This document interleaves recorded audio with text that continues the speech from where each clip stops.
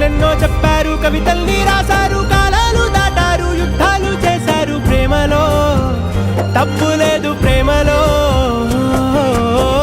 వేల వేల వెన్నెలంత మీద వాలి వెలుగునంత మోయమంటే నేను ఎంత రే.